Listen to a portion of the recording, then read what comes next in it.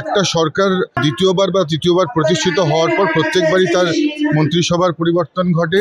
আমাদের কাছে সবার আগে সংগঠন, আমরা আমাদের দলকে একটা পরিবার মনে করি। এই পরিবারের মধ্যে কোনো ভেদাভেদ বা কোনো রকমের গ্রুপ এখানে নেই, সেটা নিশ্চিতভাবে বলতে পারি।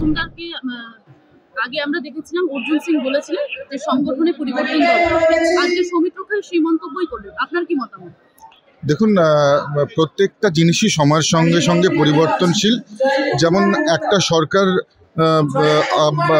দ্বিতীয়বার বা তৃতীয়বার প্রতিষ্ঠিত হওয়ার পর প্রত্যেকবারই তার মন্ত্রিসভার পরিবর্তন ঘটে, ঠিক একই রকমভাবে আমরা দেখেছি যে প্রয়োজনীয়তা অনুসারে সাংগঠনিক বিভিন্ন পদেরও কিন্তু পরিবর্তন ঘটে।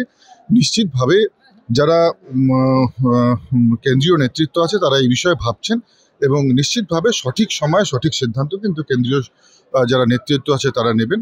এবং পশ্চিমবাংলায় আপনারা দেখেছেন যেভাবে সাধারণ মানুষ দুহাত ভরে ভারতীয় জনতা পার্টিকে সমর্থন করছে এবং দিনে দিনে যেভাবে ভারতীয় জনতা পার্টির জনপ্রিয়তা বেড়ে চলেছে, নিশ্চিতভাবে সাংগঠনিক ভিতকে আরও মজবুত এবং দৃঢ় করার জন্য কেন্দ্রীয় যারা নেতৃত্ব আছে তারা তাদের যে গুরুত্বপূর্ণ সিদ্ধান্ত নিশ্চিতভাবে তারা সেটা নেবে। দিলীপদার একটা সংগঠন ছিল, এখন একটা সুকান্ত মজুমদার তাদের একটা সংগঠন আছে, আপনি কোন সংগঠনটা? দেখুন, এই রকম আপনারা যেটা বলছেন বা এটা একেবারে বলা যায় যে মশালাদার খবর করবার জন্য আপনারা বেশ কিছু নিউজ চ্যানেল যে ধরনের নিউজ করবার চেষ্টা করছে, এটা একেবারেই ভুল। ভারতীয় জনতা পার্টি এটা একটা পরিবারের মতন আমাদের কাছে, এবং এখানে কোনো রকমের ভেদাভেদ বা ভাগাভাগি বা কোনো ধরনের এখানে লবি নেই।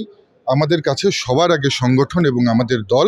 নিশ্চিতভাবে আমরা আমাদের দলকে একটা পরিবার মনে করি। এই পরিবারের মধ্যে কোনো ভেদাভেদ বা কোনো রকমের যে গ্রুপ এখানে নেই, সেটা নিশ্চিতভাবে বলতে পারি।